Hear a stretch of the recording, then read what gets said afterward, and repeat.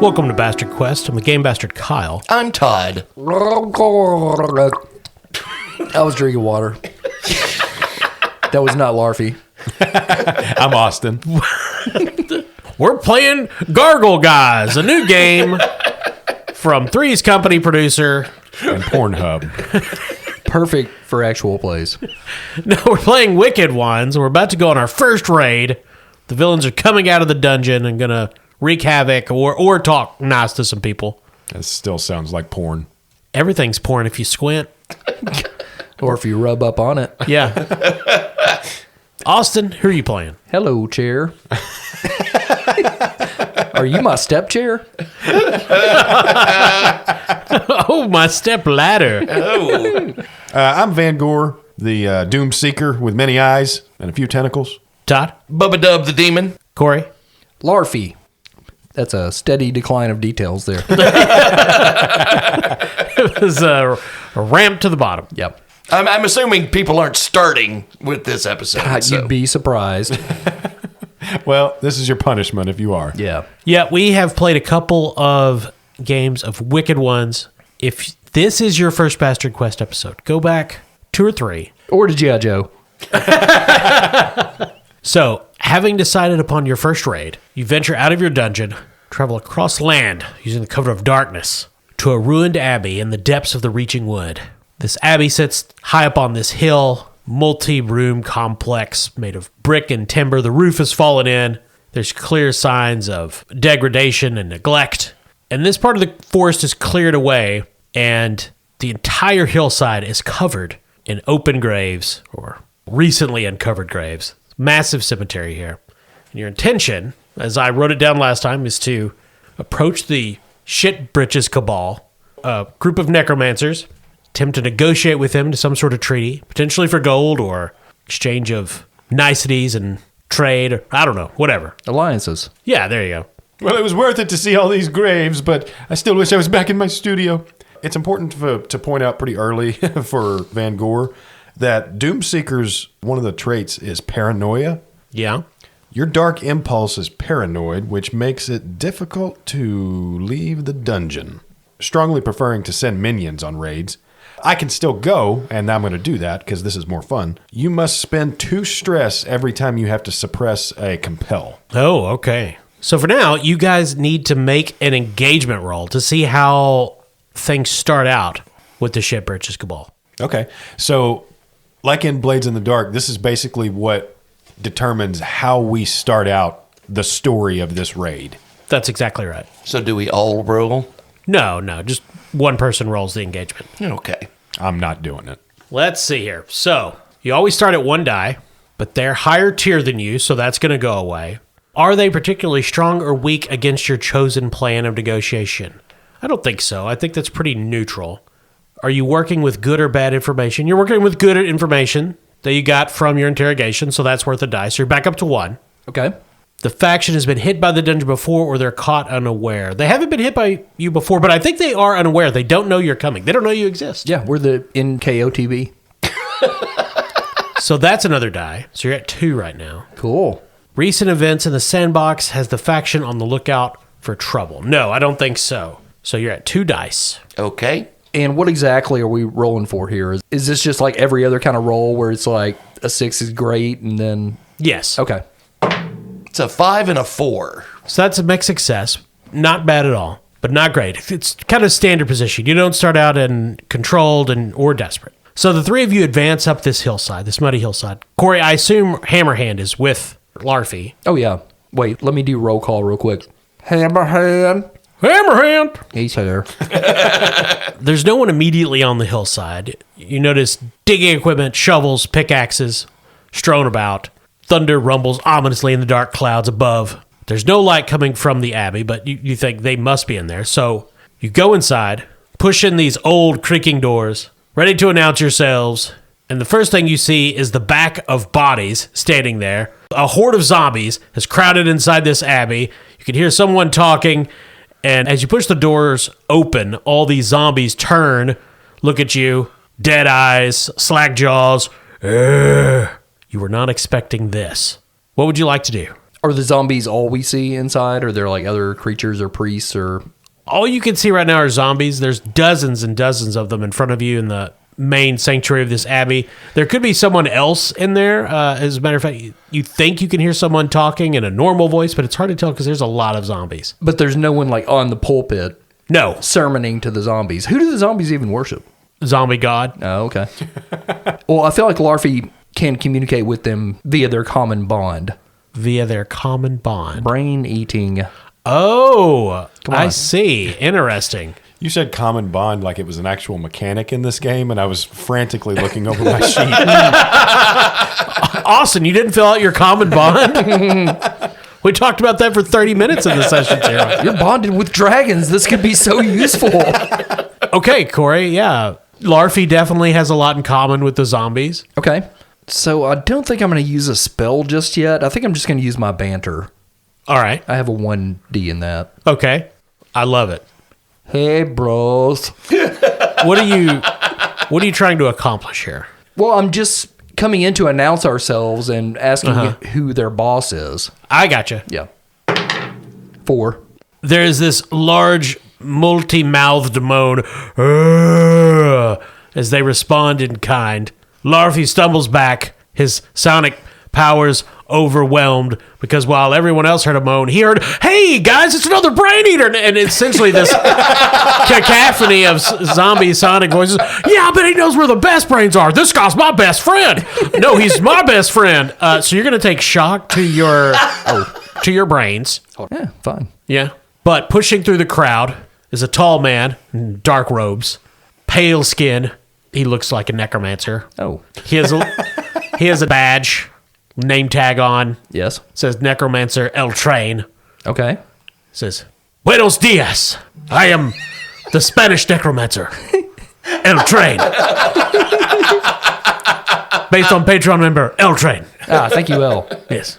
Welcome, Brain Eater. Buenos dias. Te amo. Come. Would you like some fresh brains? And I don't know what your palate is like, but they're a little bit decomposed. Timothy, come here. One of the zombies shambles over. "Urgh. How can I help you, my friend?" We are new to this area. We look for evil friends. We hear you know of great places to plunder. We think we could work together in tandem in our terror. Perhaps you would like to travel across our land with no problems, because we've got plants that'll get you. There's a pizza mascot. we got... There's a duck's cloaca trap. We got Billy Bob Thornton from Sling Blade. We have a magma man. We got all kinds of shit. So if you want to team up, we could have passage across your land. We will share information with you, vice versa. Quid pro quo. That was hard to say in a Larfy voice. Tell him about the showers. We got showers. If you ever get dirty from all these zombies. And we've got a trash pile like you wouldn't believe. Oh, it's delightful, sir. He actually is covered in dirt because he's been, digging corpses up. Oh, yeah. Oh, hey, and I got a bag of snakes. I'm evil. That is pretty cool. Look at my beret. Please, come inside. We're really laying it all on the table quickly. I know. We'll sit down at the table. And he pushes through this crowd of zombies, and there's at least 100 zombies in this room. Oh. Shoulder to shoulder. Bubba Dub is going to lean over to Van Gore and confide in him. I hate to tell you this, buddy, but I can't fucking stand zombies. I'm a demon, and my whole raison d'etre is sending folks and their souls to hell, and these are just fucking meat puppets. Give me the goddamn creeps, man. I'm not gonna lie. I ain't got no soulless fucking bastards. Hey, you know what would be really fun? Maybe it would help you pass the time and enjoy it better. You should bounce that little barista soul around between all the zombies. Look, I'm evil, but I'm not a fucking asshole. I wouldn't do that to Tab. The three of you follow L Train, and in the middle of these zombies, there's an open space, and there's a table set up, and wine, and food, and also another person. Like being served as a meal? No. Oh. She's also in dark robes, but they're clearly much more of a costume than L Train's. She also has a jaunty cap and an arquebus. What's that do? Well, it's a gun. What? And L Train says, this is my associate, Mary Hill. Oh, no. And she looks at you guys, grinds her teeth, somehow angry at you for unknown reasons. Mostly the Doom Seeker, I would imagine. Reaching back through the genetic history of her multidimensional line. Greetings, friend Mary. We come in evil peace. Doomseeker has like 9 eyes, and he winks like 4 of them. L Train says, she's mad at everyone. She loads the arquebus. It's like, no, it's okay. And you notice all the zombies kind of bear a strange resemblance to her. Oh, no. And L Train, actually, all these people, this is her familial grave land around here. So, in a way, these are zombies from the hill, but they're also hill zombies. You see. Oh, this is Hill. Yes. I've heard legend. Now, we'll commence our negotiations. I have wine and tapas, and Mary Hill will shoot you if you say something bad. So please, I cannot control her. Tapas, you say? Yes. Do you have medulla oblongata? I can get you brains. Well, I hope it's good brains. Last time I bought brains from zombies, it was all stems. Don't be bringing that swag around, Larfy. So essentially, I'm going to start a clock that you guys have to convince L Train to join you. Okay. You can deploy arguments, and if Mary Hill doesn't like those arguments, she will shoot you. Okay, so L Train's pretty much on board with whatever, but Mary is like doesn't want anything to do with us. No, she can Okay. she can smell your betrayal. Oh no. Well, we didn't come with the total intention of betrayal either. Oh no, this is from other games. Oh, I see. Yeah. Damn it, Austin. All right. Who's deploying the first of their attempts at convincing? So who has banter? Larfy. Okay. I also have 1 in banter, so... Okay, banter. And all the roles don't have to go down to banter. You could use other things as well, as long as they fit what you're doing. Yeah. I think I'm going to make a banter check. Corey, if you want to also make one. Well, we've forgotten that we can assist on this game, right? Yeah. So we haven't done this much. We haven't had a ton of opportunity because we've just been building our fucking gazebo out back. Assist is give plus effect, but you're open to consequence. We also have the option to team up where we can, I think, combine our skills and just use the highest result possible. The only downside to that is that any mixed or failure results take stress. Okay. So we've both got a skill in banter. Yes. So that would at least we could at least roll 2 die for an action. Okay. Well, you each, on a team up, what you do is everybody rolls using the same action. You roll your own. Oh, gotcha. So you'd roll your parlay, Corey would roll his, Todd would roll his. If you all wanted to participate, you would each roll banter if that's what you wanted to use. You'd each roll your own, and then you just take the best result as the winning roll or whatever. Okay. Okay. I have nothing in banter, so Well, technically, I have 2d6 take the lowest. yes. Okay, gang. You know the plan. Bubba Dub, get on that organ. It's time to deploy the My Little Buttercup technique that we've learned from Three Amigos. My wife will be so happy to hear that. All right, so you guys are going to do a team up. So Todd doesn't have banter, so he would have to roll with a disadvantage. But we can just, Austin and I roll, we can choose on a team up. Yes, you can. Team up can be any number of players as long as it's 2. Okay. Can none of us do it and we just stop this? Yeah. And your lowest roll will be nothing. Okay. And Mary Hill would shoot you. Okay. So Austin and I are both rolling 1d6 here. Okay. And on the Discord, she seemed really motivated to shoot you guys. I got a 6. Awesome. I got a 4. Larfy. Okay, so Austin, you will take I believe you have to Yep, I take a stress. But that is 2 ticks on the L train clock. What does Larfy say as part of this banter? Sorry for your loss, your entire family and everybody you've ever met. I too hunger for brains, much like your cousins. L train leaps across the table and tackles Mary Hill. It's like, no, Mary, listen, hear them out. Mary, we cannot be enemies. They wrestle around, and finally she relents. He gets the arquebus, takes it away, and from nowhere she produces a flintlock pistol. Jesus. Wait. We could paint you something if you like. I love using bone marrow to make the most fine paints. Are you into decorative bowls? The team up has succeeded in getting you 2 successes. Okay. So that's great. 2 ticks. Todd, is Bubba Dub planning something? He is. Bubba Dub is going to attempt a tier 2 spirit calling spell. Because there's dead people all over the place. And he is going to deploy Manifest, where the dead spirits slip into the real world ready to defend you. So he's going to, all of the spirits of all the zombies are going to convince Mary Hill to agree to our terms. Assure them that we are like the greatest monsters ever. Wait, Mary, hear them out. Okay. That's a good plan, Todd. So I will be rolling Invoke. Yeah, so you're going to have to spend a stress because it's a level 2 spell, right? Right. Just imagining one of these zombies from a back corner, unseen, just hearing his voice going like, "Can I suggest something without everyone getting mad?" All right, I have a 3. Oh, in nice. Invoke. Bubba Dub is bad at magic. I rolled a 1, a 2, but I did get a 4, so a mixed success. Okay, mixed success. That's pretty solid. So that's going to tick the clock one more. Many spirits start filling the room, some possessing zombies, others just standing there in spirit form. Mary Hill does not care for this, but which is her most prominent relative that talks to her? Well, her great uncle steps forward. It's Glengarry Glenhill. Always be eating brains. I didn't see that one coming. So what does he have to say? Mary, I come to you from beyond the grave. I think you also come from our Blades in the Dark campaign. Uwe?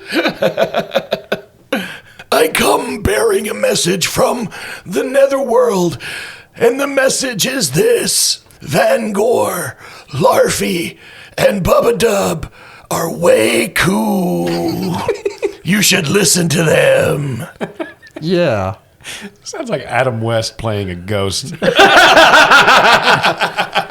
Glengarry Glenhill is going to say something else, but he's cut off by the sound of a gunshot as Mary Hill Oh, shoots through the spirit. Unfortunately, discovers ghosts can't be shot, so the bullet slams right into Bubba Dub, knocks him down. Todd, Bubba Dub is bloodied. He just got shot in the chest. Turns out it does hurt a demon. no. So, quick question about bloodied, Kyle. Yeah. Because Rasmus is still bloodied from last session. Oh. So, bloodied means you take shock to all your attributes, meaning you're rolling -1 die, essentially, to everything, right? Yes, that's right. So bloodied is a significant injury. You immediately take shock to all attributes and remain bloodied until all shock has been cleared. That's my question. Does all shock mean all attributes? It basically means you have to roll at that disadvantage for each main attribute before it clears. Oh, just the main attributes, so brain, muscles, guts. Yes. So if I roll my banter again, I'm rolling it at a disadvantage, but after I do that, it's cleared, but my muscles and brains are still at disadvantage until I roll something in those. 100% correct. Okay, cool. You're not counted as cleared from bloodied until you roll all of them. Right, all 3 of them. Yeah, even though they do clear individually, though. Gotcha, cool.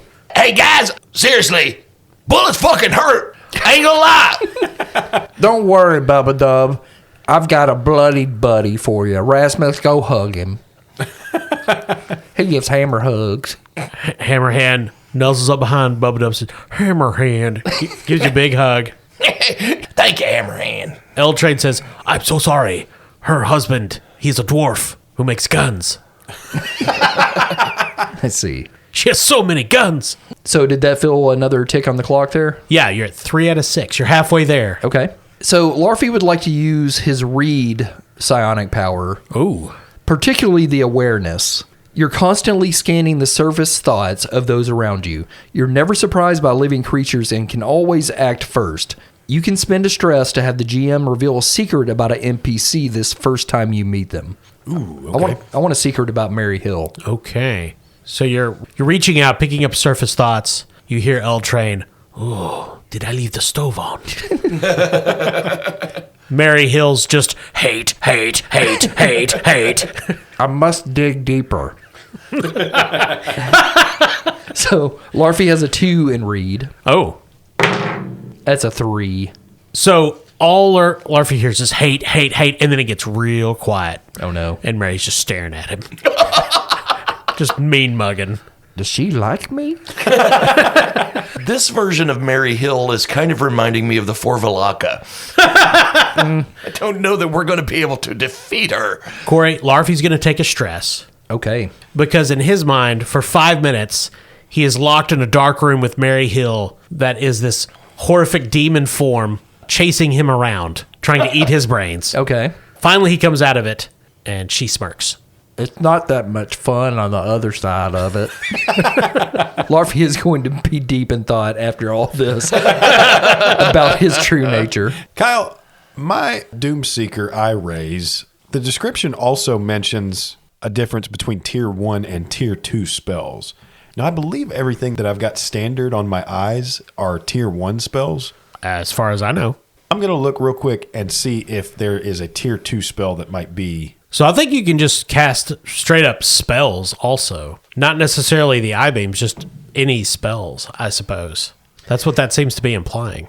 Okay, Kyle, here's what I'm going to do. Because the actual heading on spell tiers gives me a little bit clearer understanding of what's going on here. It's not necessarily that I have access to spells like, say, what Todd has. Tiers also can break down in how the effect is achieved. So tier 0 spells achieve results much weaker than normal actions. Tier 1s are essentially normal actions, like what I've been using my eyes for. Yeah. Tier 2 spells can achieve results greater than normal actions. So I think what that's saying is that I can basically stretch the capabilities of the eye rays I already have in order to try and achieve, I guess, more far-fetched effects. Yeah, that makes more sense. Okay. So I'm going to do that with telekinesis. So I want to kind of read Mary Hill's mind and try to suss out what the source of her unhappiness is so that we can speak directly to that rather than just trying to get on her good side. Might be her entirely dead family. I am fine with you trying to do that, Austin. I'm a little skeptical of how telekinesis gets you there. That is the ability to move things with your mind. Okay. Would it be something closer to bewitch? Sure. That's more on the right track. Okay, so then if I use Bewitch, I'm taking minus 1d, so I still get to roll 1d without disadvantage. Okay. You're casting this at essentially second level, so to speak. All right, rolling 1 die. Famously goes well. Oh, look at there. That's a 1. There we go. What color is the Bewitchment eye beam? Let's see, Paralyze is purple. Bewitch has got to be blue. It's soothing. That roll fucking blew. Van Gore attempts to subtly shoot Mary Hill with his bewitching blue eye beam. That's the eye with the propeller cap. It fires out just as she's going in for a drink of wine, narrowly misses her head, and hits one of the zombies, who locks eyes with Van Gore and makes a little heart symbol with his fingers. You know, the love. And starts, I like trees, and I like brains, and I like long walks on the beach, and I like... And he's just, this zombie just reciting things he likes while looking whimsically happily at Van Gore. Hey, let me give you my number. Mary Hill throws a bottle of wine at Van Gore, hits him in his middle eye. That hurts. Ooh. You take shock to your muscles. Okay, so here's a question. We haven't encountered this before. I already have shock to my muscles. You die. I mean, it wouldn't surprise me. Oh. No, we'll go with guts. Okay. Eltran says, gentlemen, you're upsetting her very much. If you could perhaps give her something from your wallets, or... I got something to give her there, Coach Ace. All right, I bloodied. Yes. You remember that scene in Fight Club where Brad Pitt gets his face smashed by the mob guy and then he flips him over and, like, bleeds into his mouth? Yeah? I'm going to do that to Mary Hill. Oh, okay. All right. Tired of this shit. I think the barista has taken over. Yeah. The rage has surfaced. He's working a double today. Okay, what action is this that you're using? Listen, motherfucker, I said we were out of modelings. It's going to be my threaten, Okay. which will just, I have a 2 in it, but I'm shocked, so it'll just be a 1d. Ah, okay. But that will clear the shock from my guts. Now, remember, whenever you guys spend a dark heart. It gives you extra dice. Yep. I'm going to do that. I have 2 dark hearts, and they're yeah. just sitting there, so I'm going to spend one of those. And, of course, you have all the other tools from Blades of the Dark, such as flashbacks, that you could potentially use. Oh, yeah. We could say we never came here. This is all dreams. It's not how that works. Oh. So, Todd, you got 2 dice. Bubba Dub leaps across the table and tackles Mary Hill to the floor and begins to shake his bloodied face right into hers, all while cackling. And somewhere deep within him, we hear Tab say, "We're out of fucking scones, dude." All right, roll your dice. God damn it. A 3. Apparently, Mary Hill's into it. I was afraid of that. Does not faze her at all. The wine glass fell over as well, and you realize, there was blood in that. Oh, God. So she grabs it and starts catching it from Bubba Dub, reaches up, squeezes the wound to get more out. Inside, Tab is like, "Do you want oat milk with that?" You know your guts that you just cleared? Yeah. It's back. God damn it. You guys started off so well. Yeah. Van Gore turns back to L Train and just says, "So what do you like to do in your spare time?" We're going to try L Train again. I am a very simple Spanish necromancer. I like beautiful women that are zombies. And zombies. Sometimes a skeleton is nice, you know? It's really old and they're wise. Vampires are assholes. Everything's porn when you're gross. Yeah. Yeah. What? The upsetting sequel to Everything's a Hat when you're dumb. Hey, you'd think we'd have all like the weirdest, most disturbing porn down in hell. Nope, nothing but straight missionary. So, Austin, are you going to... Yeah, I'm basically just trying banter. Yeah, fair enough. Can we team up again on banter? You can team up as much as you want. After that slick line Larfy just laid down? Yeah, that's great. Okay. That'd probably be great because I just recently took shock to my guts, so I'm going to be rolling at a disadvantage. Hey, I rolled 2 5s. Nice. I rolled a 1. So each of you takes a stress, but Oh, boy.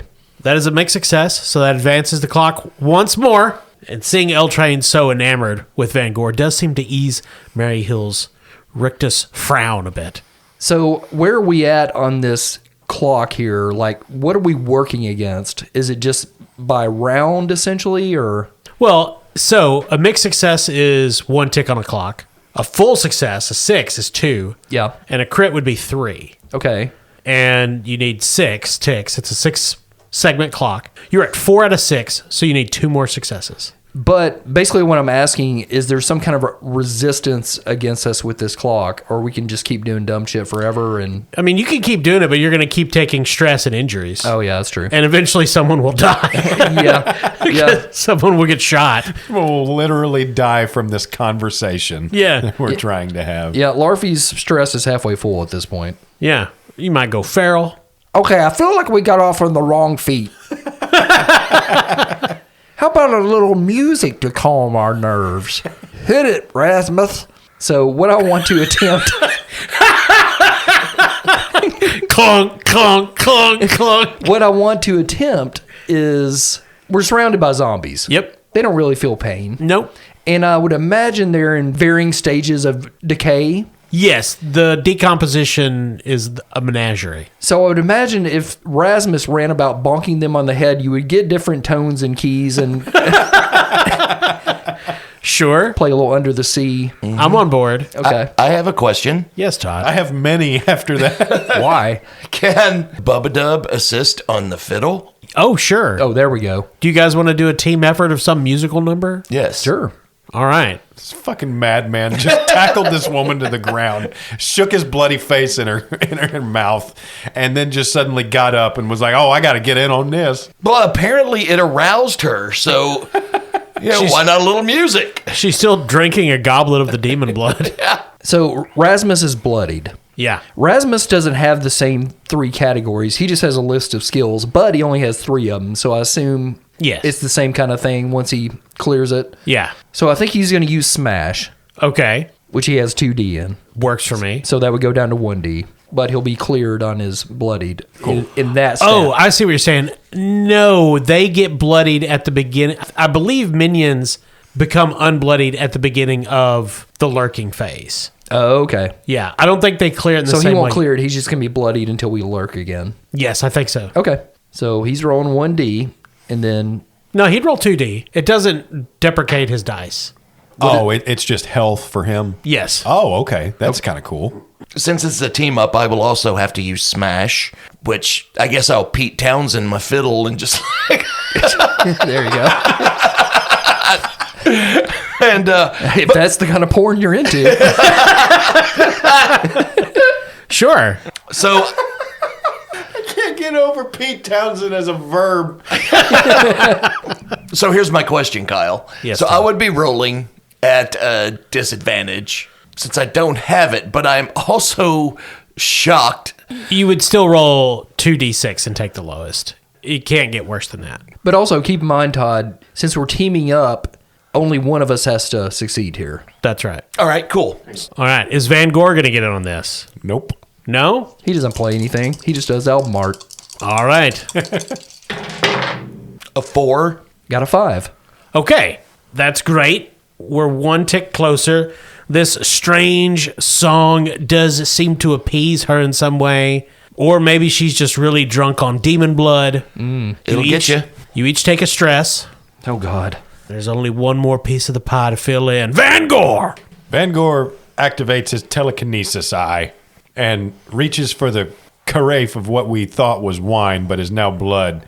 But now we're just going to make this a performative sort of act of benediction, and he's going to telepathically maneuver it across the room and from a great height pour it directly into Mary Hill's mouth. Oh, smart, Austin. I think you should share a drink with her to toast our new partnership. Yeah, I'd be glad to. All right, Austin, roll your telekinesis. All right, 3D on my telekinesis. There's a 5. She very much enjoys this, pouring the carafe of blood down her throat. You take a drink, and it is stagnant and rotted. So, what do you have that's not shocked at Brains. this point? It shocks your brains. That'll do it. I am now. So here's a question. I have now filled up my shock on all attributes. Does that make me bloodied? Like, do I need to mark that? I think it does make you bloodied, actually. Rasmus, hug him. I think, I could be wrong about this, but I think this is the longest Mary Hill has survived an episode. Yes, and she laughs, throws back her head, and reveals her fangs. And apparently, L Train earlier was talking about how he doesn't like vampires. He meant her. Because technically, she has not survived. She's been dead the entire time. I see. Makes sense. Because she is a vampire. But she says, yes, well, I think we can make a deal. L Train, give them the standard contract. And she leaves, and the three of you hash out some deal with L Train, where you can move through each other's lands, provide mutual beneficial trades, and help each other in case of attack by some stronger light faction. Oh, we have allies. Cool. So is this like in Blades in the Dark, like all the other factions, we had basically pluses and minuses on our relationships with them? Is that a similar thing? To a certain extent. You can have relationship modifiers with the dark and neutral factions, but the light ones, Sure, you're just always kind of at war. All right. So are we basically increasing the tier of our relationship with this faction? Yeah, you're essentially at level 1 now with the Shit Britches Cabal. Actually, I think level 2. 3 is the highest. Okay. So they consider you not full-fledged allies yet, but friendly, happy-go-lucky fellas that they can talk to. Yeah, they can have a beer with us. All right. So then are there things we can tangibly kind of take from this raid? Does this partnership also enhance any of our loot gains when we make raids nearby or on this particular one? Well, so in this case, L Train is going to send you away with gifts. So for loot, you start at 0 dice, and he's going to give you 1 die for his faction is higher than yours. So that's actually 2 die. Okay. And he's going to give you an additional gift because he likes you guys. So you guys are going to get 3 die worth of loot. So do we roll now? No, you keep up with what you've got because with the lurking phase starts, you will roll. Oh, okay. Gotcha. Thank you for the gifts, L Train. You are welcome, my new friends. I'm so happy you are able to make Maria like you. Sorry we don't have anything to give you. We're broke. That's okay. We ain't got shit. Wait, are you into ducklings? What a weird fetish is going on over here. I like ducklings, not like that, but I think they are cute. Well, we'll send a couple your way. And they're construction workers. I did not expect that next sentence, but I accept it. Yes, that's where I got this hat. And he holds up the eye tentacle that's got a yellow construction hat on it. He approves of that. He's getting quite a collection at this point. I've got the propeller hat. One eye's got a coonskin cap on it. Well, Eltrain gives you all a hug before you leave. Bubba Dub gives him a tract. It's a John Dude tract. They're just like Jack Chick tracts, but they're made in hell, and they're about how much heaven sucks. Oh, I see. And role-playing games are good for you. Yes. I don't need that. I'm Lutheran. So you've completed the raid. You withdraw to your dungeon with your gifts from Eltrain, a new potential friend out there in the world, that disgustingly bright light world. Now we need to see if any blowback results. Oh. So really what determines whether there's blowback is how well you stuck to the raid plan. And while you guys might have not rolled great, you did stick to your plan. Yeah. You guys went after the negotiation. You didn't deviate. You didn't escalate to violence. You didn't burn anything down. We pretty much did exactly what the whole thing was exactly what we planned out. And every tactic was exactly as expected. It was. We had notes. Yeah.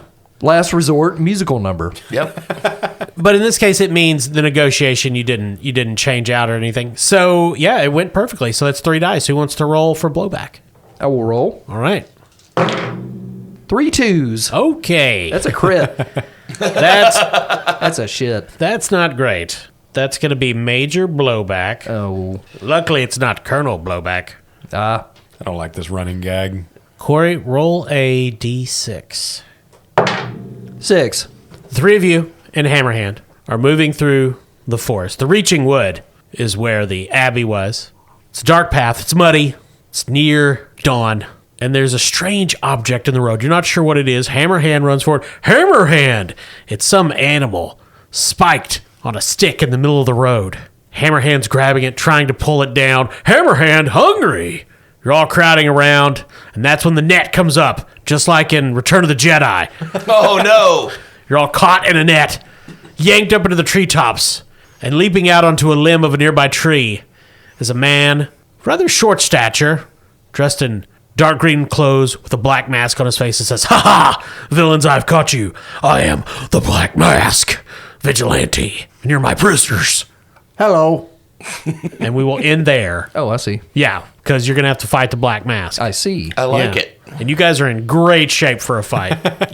Oh, yeah. I'm still shocked in 2 abilities and damn near about to go feral. And the Black Mask is a character created by that particular Matt from our Patreon. Oh, thank you, Matt. members. So real quick, we should probably do XP. Yep. Made progress on your master plan. I think we did that. Yes. Oh, yeah. Yep. Acted like a monster. Uh-huh. Yep. A little bit. Used gear supply in a creative way. I did not. Yeah, I don't think you guys used any gear supply. Pardon me, but I Pete Townsend to fiddle. That is true. Good point. Good point. And jumped into someone else's dungeon scene. We did team up quite a bit. Well, but none of these scenes were in the dungeon. What's their dungeon?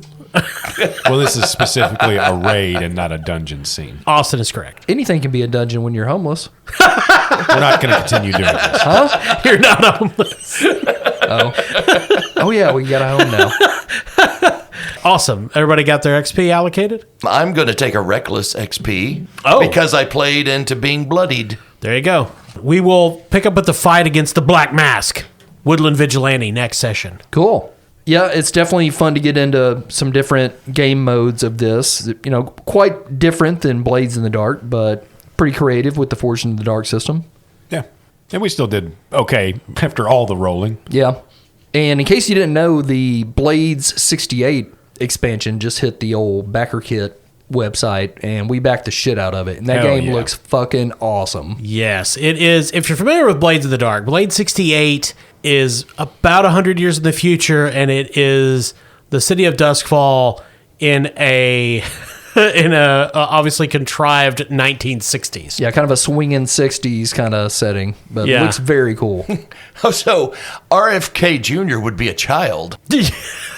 I'm sure he'll make another appearance when we play it again as a descendant. Just killing his first baby humpback. No, guys, you're missing a big point here. What year did his father die? 1968. That's correct. Right here, yeah.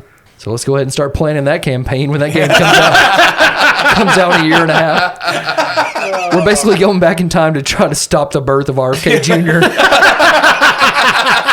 That is the beginning of his origin story. Yeah. It would answer a lot of questions, really. That's actually where the Kennedy curse came from. RFK from the original Blades in the Dark game, all his descendants were cursed to atone for his sins. Dead people. And folks you sometimes wish were dead. You know who I'm glad is alive, Austin? Who? The folks at NorseFoundry.com. Hell yeah. NorseFoundry.com, they have all manner of dice made from all manner of materials. We use them right here on the Bastard Quest podcast. And when you make your purchase, when you're at checkout, be sure to enter promo code CHAM. That's CHAM, CHAM, and you'll receive the 10% Bastard Quest discount at NorseFoundry.com. And we've come to the end of an era here on Bastard Quest. Sad day. Barrel and Bond finally figured out what this podcast was. No longer our sponsor. No, they are no longer our sponsor. It basically just boils down to they had a change in ownership, and the new ownership is probably way too smart to swindle like we did the original right. ownership, where 99% of our listenership lived nowhere near us.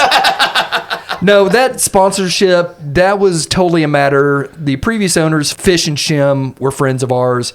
It was straight up just a thing where we were helping each other out because we like to support each other creatively and business-wise and all that. So it was a mutual thing.